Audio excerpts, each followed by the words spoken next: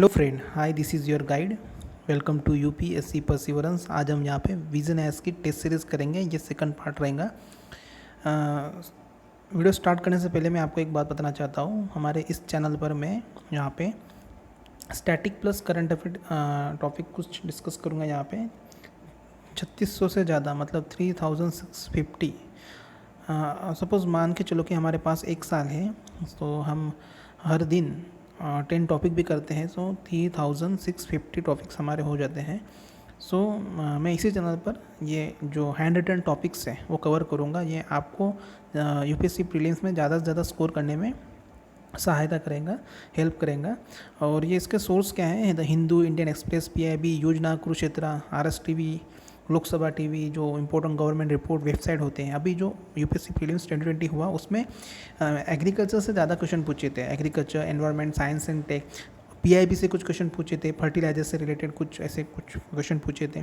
कुछ यूपीएससी आजकल क्या क्या कर रहा है कि कुछ अनकन्वेंशनल तरीके से पूछ रहा है। कन्वेंशनल तरीका क्या हो गया कि हम जो स्पेक्ट्रम वगैरह पढ़ते हैं, या फिर पॉलिटी, कॉन्स्टिट्यूशन पढ़ रहे हैं, एशियन हिस्ट्री पढ़ रहे हैं, एनसीईआरटीज़ वगैरह पढ़ रहे हैं, उनमें से नहीं पूछता है। सिंपल तरीके से वन लाइनर स्टेटमेंट पूछ लेता है। अभी यूपीएससी में इस बार पूछा था कि चोला एम्पायर से पूछा था। एक ऐसा मतलब सिंपल क्वेश्चन था। और कुछ कीवर्ड्स पूछे थे यूपीएससी जो हिस्ट्री से रिलेटेड, एंशियंट हिस्ट्री से रिलेटेड। सो ऐसे जो टॉपिक्स होते हैं जो मतलब करंट अफेयर में कवर नहीं होते, वो टॉपिक हम यहाँ पे कवर करेंगे। और बहुत सारे इनिशिएटिव यहाँ पे मैं मतलब लाऊंगा। यहाँ पे इंडियन पॉलिटी 6th एडिशन जो है उसका समरी, मतलब हैंड रिटन नोट्स लाऊंगा। और स्पेक्ट्रम का जो मतलब इतनी बड़ी बुक्स है वो पढ़ने से अच्छा मैं थोड़ा उसको मतलब शॉर्ट समरी उसका मतलब यहाँ पे एक्सप्लेन करूँगा। उसके वीडियोस में यहाँ पे लाऊंगा। लेक्सिकॉन की समरी, लेक्सिकॉन की मतलब 50 के स्टडीज़ यहाँ पे सॉल्व करेंगे। इंस्टा सितंबर मंथली मैगजीन यहाँ पे कवर की जाएंगी, जो भी मंथली मैगजीन आएंगी। डेली करंट अफेयर मतलब यहाँ पे जो इनसाइड के, विजन एस के हैं, और विजन एस के टेस्ट सीरीज तो यहाँ पे मतलब कवर की ही जाएंगी। उसके अलावा यहाँ पे जो इनसाइड के जो डेली करंट अफेयर रहते हैं, ये भी मतलब यहाँ पे मैं अपलोड करूँगा। और अगर आपको वीडियो चाहिए होगा, मतलब लाइक यूपीएससी की तैयारी कैसे की जा सकती है, कि मतलब डिफरेंट वेबसाइट्स यहाँ पे आप देख रहे होंगे स्क्रीन पर। सो ये इसके लिए भी मैं मतलब इसके बारे में मैं एक वीडियो लाऊंगा इसी चैनल पर। अगर आपका optional political science and international relationship होगा, सो उसके बारे में एक वीडियो लाऊंगा मैं, सिलेबस और फिर उसका मतलब हैंड रिटन नोट्स यहाँ पे कवर करूँगा। और आपको मतलब यूपीएससी प्री एंड मेंस दोनों के लिए मतलब साथ ही साथ में मतलब पढ़ाई मतलब इक्वली करनी है। ऐसा नहीं कि मतलब प्रीलिम्स के लिए पढ़ लिया और मेंस के लिए मतलब प्रैक्टिस नहीं की आंसर राइटिंग, ऐसा नहीं होना चाहिए। सो अगर आपका ऑप्शनल पॉलिटिकल साइंस होगा, सो पीएसआईआर होगा, सो वो भी मतलब यहाँ पे कवर किया जाएगा। और मतलब कैसे सवाल आते हैं उनसे रिलेटेड भी मैं मतलब यहाँ पे क्वेश्चन मतलब एक वीडियो बनाऊंगा कि मतलब यूपीएससी में कैसे मतलब यूपीएससी 2020 का स्टेट बी का क्वेश्चन है। यहाँ पे उलगुन से पूछा था, सो ये मतलब इसका आंसर है बिरसा मुंडा, है ना। तो ऐसे मतलब क्वेश्चन पूछे थे कि मतलब अनरिलेवेंट थे, मतलब उस टाइम पे मतलब हम आंसर मार्क नहीं कर सकते थे। और आपको मैं आपको एक और बात बताना चाहता हूँ बिफोर मतलब वो विजन ऐसे टेस्ट सीरीज स्टार्ट करने से पहले, कि मतलब हम 2-3 इंस्टीट्यूट के जो टेस्ट सीरीज होते हैं वो सॉल्व करके प्रीलिम्स क्रैक नहीं कर सकते, क्योंकि इस बार प्रीलिम्स एनालिटिकल पूछा था, मतलब प्रॉपर बेसिक अंडरस्टैंडिंग कंसेप्चुअल मतलब क्वेश्चन पूछे गए थे। जैसे मान के चलो कि मतलब एक कॉटन से रिलेटेड क्वेश्चन पूछा था। अगर आपको पोस्ट डेज के बारे में पता होगा तो मतलब आप कॉटन टिक कर सकते थे। आगे टी के बारे में पूछा जा सकता है। उसके बाद में आपको पूछा गया था लाइक जो होता है कि मतलब ग्रीन पल्सेस के बारे में पूछा था। सो आपको पता रहना चाहिए कि मतलब अभी जो कोविड-19 आ रहा है, तो डिफरेंट इनोवेशन हो रहे हैं लाइक साइंस से रिलेटेड। एनवायरनमेंट इशू बहुत है हमारे इंडिया में, और जो मतलब रिन्यूएबल एनर्जी के मतलब हम आगे बढ़ रहे हैं, उसके टारगेट्स क्या है, उसके ईयर्स क्या हैं, वो सब हमें पता रहना चाहिए। सो ये सब टॉपिक हम यहाँ पे मतलब करेंगे इसी मतलब चैनल पर धीरे धीरे। अलग अलग पार्ट में उसको कवर करेंगे। आपको ट्रेंडिंग पता होना चाहिए, मतलब जैसे आप इकोनॉमिक्स का जो बजट या फिर इकोनॉमिक्स सर्वे पढ़ते हो उसमें कैसे ट्रेंडिंग्स दिए होते हैं, उस तरीके से मतलब रिन्यूएबल एनर्जी मतलब जो विंड पावर है उसमें कौन सा नंबर है, सोलर में कौन सा नंबर है, सोलर मतलब जो इंटरनेशनल सोलर अलायंस जो इनिशिएटिव है इंडिया का, है ना, जो इंडिया में मतलब गुड़गांव में उसका हेडक्वार्टर है।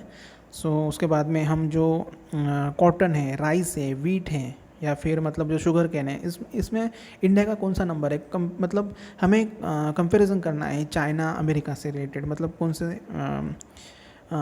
सेकंड प्लेस पे है यहाँ पे या फिर फर्स्ट प्लेस पे है, ये हमें पता रहना चाहिए। इससे क्या होता है कि मतलब हम ऑप्शन जो आते हैं उसमें एलिमिनेट कर सकते हैं, अगर हमें पता होता है कि मतलब कि कौन से नंबर पे इंडिया मतलब है। जैसे रैंकिंग्स वगैरह होती है, डिफरेंट डिफरेंट इंस्टीट्यूशन होते हैं। और इस बार नेशनल पार्क से रिलेटेड क्वेश्चन पूछा था, ये तो मतलब यूपीएससी का फेवरेट है, national park, wild life sanctuary और बर्ड्स से रिलेटेड क्वेश्चन पूछे थे, मतलब लग ही नहीं रहते बर्ड्स से, मतलब बर्ड्स के मतलब कुछ वहाँ पे नाम दिए थे। सो ऐसे कुछ यूनिक मतलब करंट अफेयर हम यहाँ पे या फिर स्टैटिक टॉपिक्स हम यहाँ पे डिस्कस करेंगे आने वाले वीडियोस में। सो मेरे चैनल को subscribe, like, comment and share कीजिए। सो हम विजन एस के सेकंड पार्ट मतलब अगले 20 क्वेश्चंस यहाँ पे सॉल्व करेंगे। सो क्वेश्चन नंबर 20 तक हमने किया था, क्वेश्चन नंबर 21 से स्टार्ट करते हैं। यहाँ पे क्वेश्चन नंबर 21 यहाँ पे पूछा है, which of the following is correct with reference to the financial emergency under the article 360 के बारे में यहाँ पे पूछा है, ये मतलब कौन सा करेक्ट है यहाँ पे। सो इसका मतलब यहाँ पे 4 ऑप्शन दिए हैं आपको, आप 1 बाय 1 देख सकते हो। फाइनेंशियल इमरजेंसी जो होता है प्रेसिडेंट के द्वारा यहाँ पे किया जाता है और उसको मतलब किसी भी कोर्ट में क्वेश्चन नहीं किया जा सकता। क्या ये सही है? ऑप्शन बी यहाँ पे दिया है, proclamation declaring financial emergency can be approved only by the Lok Sabha. नहीं, ये भी नहीं है। Proclamation of the financial emergency can be pass by the simple majority, हाँ ये सही है, ऑप्शन सी यहाँ पे सही है। ऐसे ही मतलब आपको करेक्ट का मतलब ऑप्शन क्लिक करना है। उसके बाद में यहाँ पे एक्सप्लेनेशन में दिया है, यहाँ पे आप पढ़ लेना एक बार पॉज करके। क्वेश्चन नंबर 22 पे आते हैं, यहाँ पे नेशनल ह्यूमन राइट्स कमीशन के बारे में दिया है, NHRC के बारे में, और स्टेट ह्यूमन राइट्स कमीशन जो होते हैं इन दोनों को मतलब प्रेसिडेंट अपॉइंट करते हैं। क्या ये सही है? नहीं, ऐसा सही नहीं है ये, क्योंकि जो स्टेट ह्यूमन राइट्स कमीशन होता है उसको मतलब गवर्नर करते हैं स्टेट में, है ना। ओनली ऑप्शन सेकंड यहाँ पे दिया है, only the President of the India can remove the chairperson of the NHRC and state human rights commission. हाँ ये सही है, मतलब प्रेसिडेंट ही मतलब रिमूव कर सकते हैं जो चेयरपर्सन होते हैं उनको, मतलब ऑप्शन बी यहाँ पे सही है। यही मतलब एक्सप्लेनेशन में यहाँ पे दिया है। विजन एस का टेस्ट सीरीज करने का मतलब मकसद यही होता है कि मतलब यहाँ पे पता चलता है कि किस टाइप के क्वेश्चन पूछे जाते हैं और हमें आइडिया मिलता है कि हमें क्या पढ़ना है, और मतलब डिटेल में हमें सिर्फ ये क्वेश्चन ही नहीं करने, इसके और डिटेल में भी जाना है। मतलब इनसे रिलेटेड जो टॉपिक्स होते हैं करंट, स्टैटिक, बुक्स वगैरह में जो दिए होते हैं वो भी पढ़ना है। इशू क्या है कि मतलब कॉपीराइट स्ट्राइक्स आ जाता है साइट पे, इसलिए मतलब विजन एस की टेस्ट सीरीज कोई करता नहीं है अक्सर, क्योंकि ये जो यूपीएससी फ्री मटेरियल में यहाँ पे अवेलेबल है, बट विजन एस ये कॉपीराइट स्ट्राइक भेज देता है, इसी वजह से मैं मतलब कोई भी मतलब इसे करता नहीं है, अपने वेबसाइट पे यूट्यूब चैनल पर अपलोड नहीं करता है। क्वेश्चन नंबर 23 पे आते हैं, interest group seek to promote interests of the particular section of or a group of the society. They can be of 2 types, promotional interest group and sectional interest group. इसमें से कौन सा यहाँ पे example है सेक्शनल इंटरेस्ट ग्रुप का?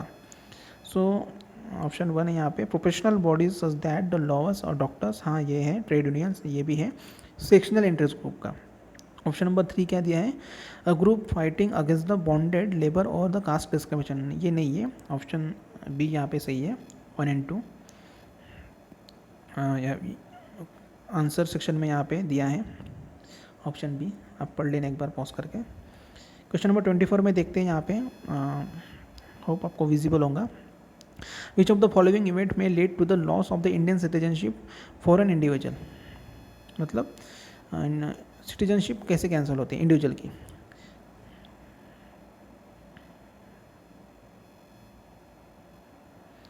So option 1 है यहाँ पे, इंडियन सिटीजन वॉलेंटरी मतलब अक्वायर करते हैं the citizenship of the another country, मगर उन्होंने मतलब दूसरे कंट्री की मतलब सिटीजनशिप अक्वायर की तो ऑटोमेटिकली ये होती है, लॉस होती है इंडियन सिटीजनशिप। हाँ ये सही है। If the citizenship has shown disloyalty to the constitution of India, हाँ ये भी सही है। और थर्ड है, if he is a minor whose parent have renounce Indian citizenship, हाँ ये भी सही है। अगर उसके मतलब माइनर है, वो छोटा है, छोटे हैं और पेरेंट्स जो होते हैं इंडियन सिटीजनशिप मतलब रिनाउंस करते हैं, मतलब त्याग देते हैं, छोड़ देते हैं, तब भी ये लॉस होती है Indian citizenship. Option number D यहाँ पे सही है, 1, 2 एंड 3। क्वेश्चन नंबर 25 में आते हैं, which of the following is are the federal feature of the Indian constitution. Federal features क्या है इंडियन कॉन्स्टिट्यूशन के?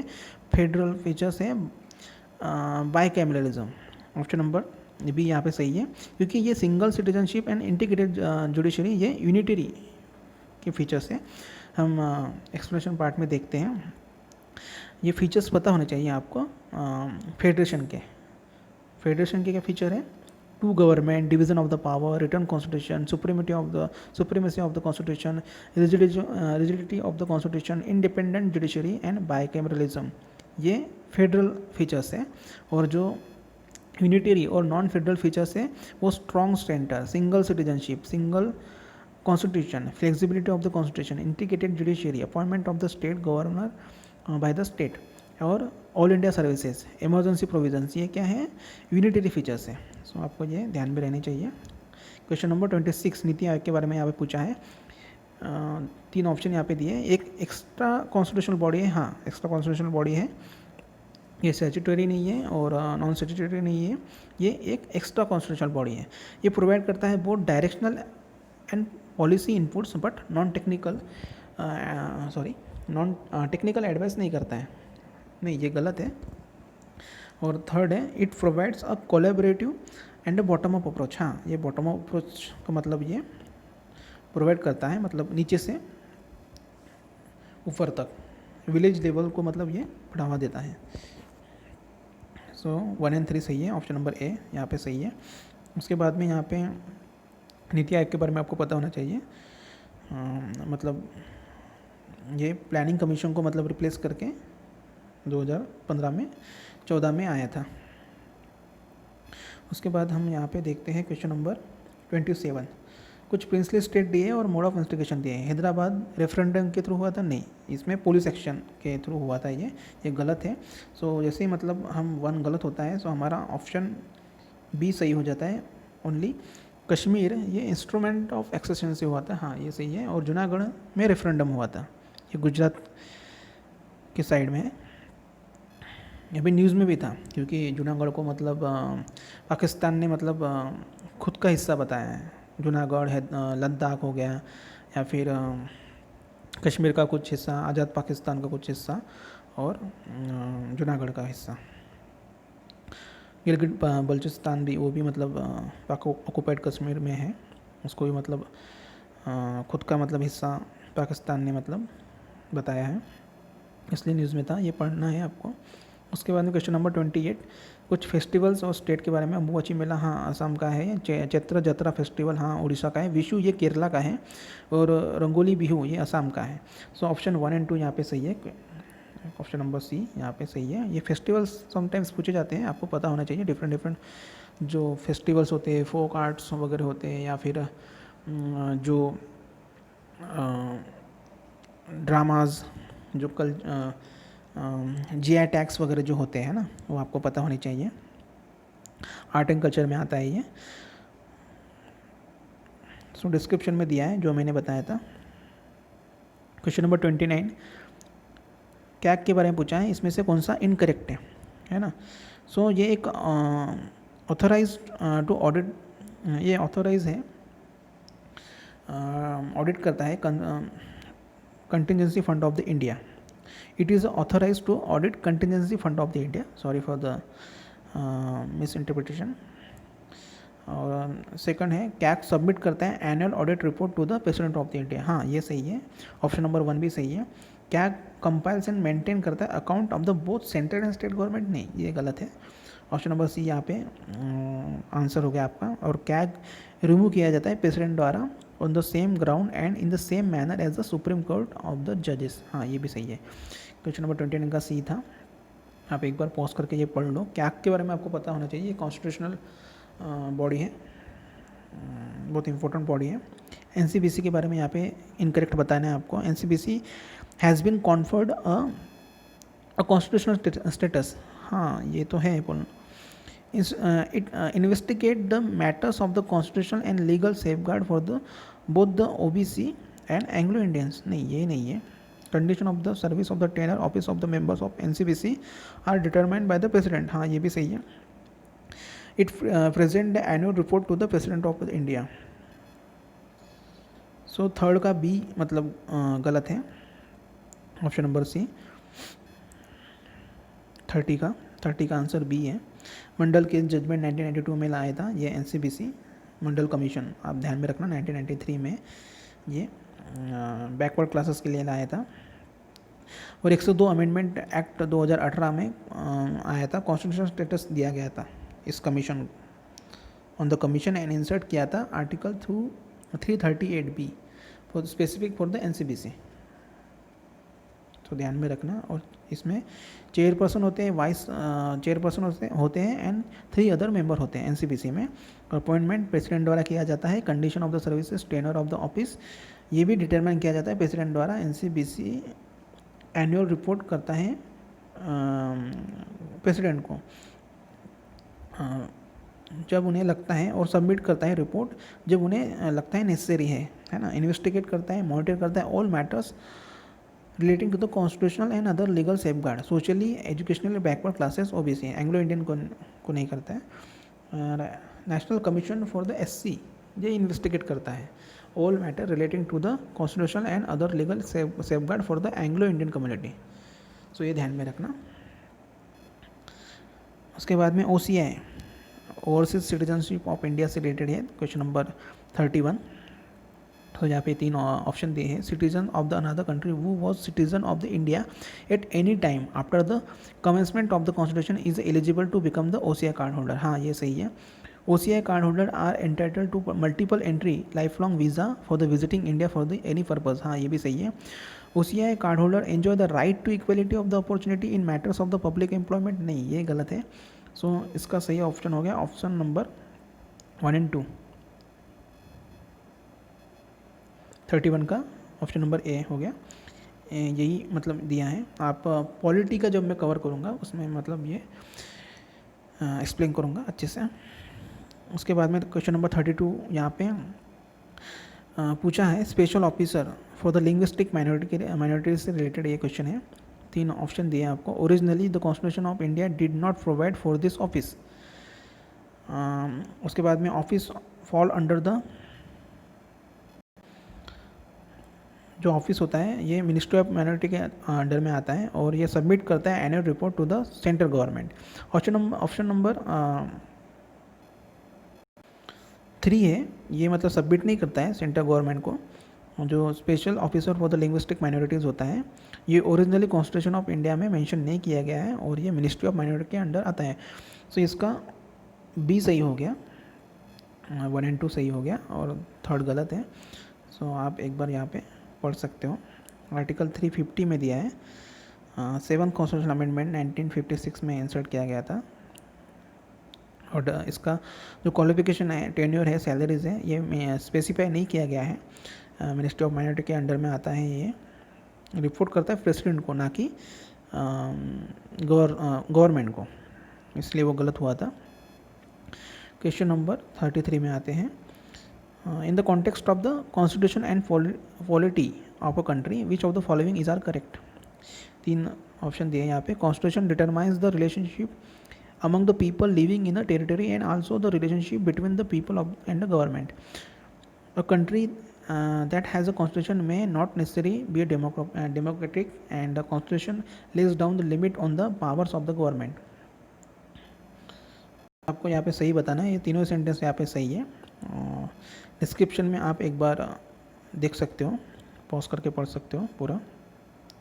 क्वेश्चन नंबर 34 देखते हैं। Second schedule of the constitution deal with the emolument and privileges of, ये किससे deal करता है? With the emolument and privileges of the speaker of the legislative assembly in the state, prime minister, जजेस of the high court, leader of the opposition in Lok Sabha. आपको ये मतलब सो इसका answer है 1 और 3 है, speaker of the legislative assembly and जजेस of the high court. ये सेकंड शेड्यूल में कॉन्स्टिट्यूशन डील करता है जो एमेंडमेंट एंड प्रिविलेजेस दिए हैं, स्पीकर एंड जजेस ऑफ द हाई कोर्ट, ना कि prime minister and leader of the opposition, ये नहीं है। सो ऑप्शन नंबर 1 यहाँ पे ए सही है, 1 और 3। सो सेकंड शेड्यूल जो डील करता है, जो प्रोविजंस दिए गए हैं relating to the amendments, allowance, privileges and so on. So इसमें कौन कौन से मतलब दिया है? प्रेसिडेंट ऑफ इंडिया है, गवर्नर ऑफ द स्टेट है, स्पीकर है, डिप्टी स्पीकर है, चेयरमैन है, डिप्टी चेयरमैन है of the Rajya Sabha, speaker and deputy speaker of the legislative assembly state के जो होते हैं, chairman and deputy chairman of the legislative council in the state, जजेस सुप्रीम कोर्ट, जजेस ऑफ द हाई कोर्ट क्या का दिया है, प्राइम मिनिस्टर एंड जो लीडर ऑफ द अपोजिशन होता है, ये इनका जो रिम्यूनरेशन है जो होता है, ये स्पेसिफाई किया गया है पार्ट बी में, second schedule of the constitution, which later remove किया गया था अमेंडमेंट के द्वारा। और प्राइम मिनिस्टर कवर किए जाते हैं under the preview of salaries and allowances of the minister act 1952, and जो लीडर ऑफ द अपोजिशन होते हैं वो कवर किए जाते हैं under the preview of salary and allowances of the leader of the opposition in parliament 1977।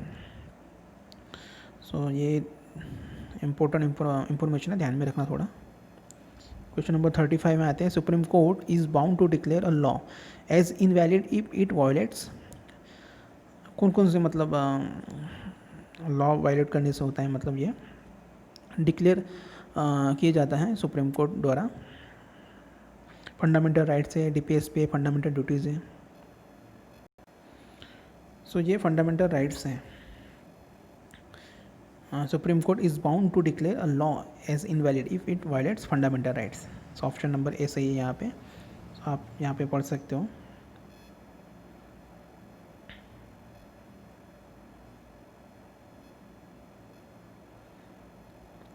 Question number 36 में आते हैं हम, यहाँ पे कुछ केसेस दिए और जजमेंट दिए। Shankari Prasad case, parliament can abridge any of the fundamental rights. Kesavananda Bharati case, evolution of the basic structure of the doctrine, हाँ ये सही है, दूसरा सही है। Minerva Mills case, fundamental rights and the directive principle should be balance, इसमें से आपको करेक्ट बताना है। तीनों ही मतलब यहाँ पे सही है। शंकरी प्रसाद केस, ये parliament can abridge any of the fundamental rights, और ये Kesavananda Bharati and Minerva Mills case, ये बहुत इंपॉर्टेंट मतलब केसेस हैं, ये आपको पता रहना चाहिए। इनके बारे में डिटेल में प्रीलिम्स में, मेंस में, दोनों में क्वेश्चन आते हैं। उसके बाद में यहाँ पे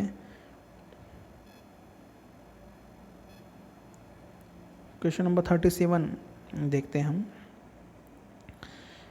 consider the following statement, only parliament shall have the power to make laws restricting the application of the fundamental right to members of the arm forces, और दूसरा है both parliament and state legislature shall have the power to make laws for the prescribing punishment of for offences such as traffic in human being and force labour. 37 का ए है यहाँ पे, only parliament यहाँ पे को पावर है जो laws बनाने का, restricting the application of the fundamental right to members of the arm forces, और सेकंड यहाँ पे गलत है। उसके बाद में 38 पर आते हैं हम यहाँ पे, which of the following culture educational right are guaranteed by the constitution for the protection of the interest of the minorities. यहाँ पे 3 ऑप्शन दिए, right to establish the administrative educational institution of their choices, right to conserve the language, script और culture of their own, right to impart education to their children in their own language.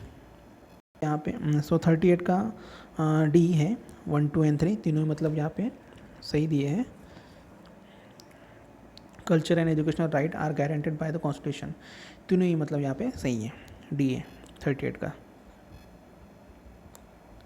Question number 39 यहाँ पे, Indian constitution employs the expression proclamation of emergency to denote, मतलब 4 option दिए हैं यहाँ पे, national emergency, presidential rules only, financial emergency only, national emergency and president rule.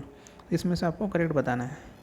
सो 39 का ए है national emergency only. Indian constitution employs the expression proclamation of the emergency, जब national emergency लागू होती है उसको डिनोट किया गया है यहाँ पे। क्वेश्चन नंबर 40 में यहाँ पे दिया है, which of the following term in the preamble best describe the notion that the people of the India should behave as if they are members of the same family। fraternity है ना, ये तो बहुत सिंपल क्वेश्चन है। fraternity मतलब बंधु भाव। सो ऐसे मतलब हमने यहाँ पे सेकंड पार्ट भी यहाँ पे कवर किया है बिजनेस का। सो आने वाले वीडियोस में मैं पूरा मतलब ये सेट कंप्लीट करूँगा धीरे धीरे। सो आप एक बार इसका जो PDF होता है फ्री PC मटेरियल में अवेलेबल है, आप भी मतलब एक बार डाउनलोड करके इसे सॉल्व करके देख लीजिए। वीडियो देखने के बाद में थोड़ा आपको भी मतलब इंटरेस्ट मतलब आता होगा कि हाँ मतलब ये पढ़ना चाहिए, कि मतलब ऐसे क्वेश्चन आते हैं UPSC प्रीलिम्स में आते हैं, और आपको आइडिया लगता है कि मतलब कैसे मतलब ऑप्शन को मतलब रिमूव वगैरह करना है और किस तरीके से मतलब सोचना है ड्यूरिंग मतलब ये सॉल्व करने के टाइम पे। बट मैं एक और बात बताना चाहता हूँ कि मतलब सिर्फ विजन टेस्ट सीरीज सॉल्व करने से कुछ नहीं होगा, क्योंकि इससे रिलेटेड जो इन्फॉर्मेशन होती है ना, थियोरेटिकल हो, करंट अफेयर रिलेटेड हो, स्टैटिक हो, या फिर इस टॉपिक से रिलेटेड जो भी मतलब इन्फॉर्मेशन है वो डिटेल्स में आपको पढ़नी है, उसके कंसेप्ट पढ़ने हैं तभी जाकर, क्योंकि ये सेम क्वेश्चन तो आएंगे नहीं है ना UPSC प्रीलिम्स में। सो आपको इसके बारे में डिटेल में पढ़ना है। और जो इससे रिलेटेड जो टॉपिक्स वगैरह जो होते हैं वो बहुत सारे बुक्स में कवर नहीं होते हैं। सो वो टॉपिक्स हम इस चैनल पर यहाँ पे कवर करेंगे आने वाले कुछ दिनों के बाद में धीरे धीरे। सो मेरे चैनल से बने रहिए और stay tune to my channel and please like, subscribe, comment and share. मेरे चैनल को सब्सक्राइब कीजिए, हो सके तो मतलब शेयर कीजिए डिफरेंट प्लेटफॉर्म पे, ताकि मुझे मोटिवेशन मिलता रहे और मैं ऐसे कुछ वीडियोस आपके लिए लाता रहूँगा। So thank you so much, good night.